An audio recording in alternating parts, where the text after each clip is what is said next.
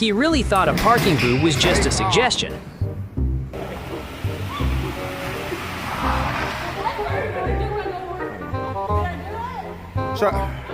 Trying to skip traffic by driving into a snowbank?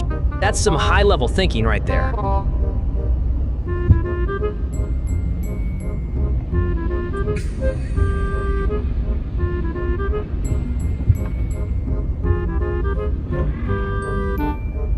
He opened the door to see better, only to find out the garage door was closer than it looked.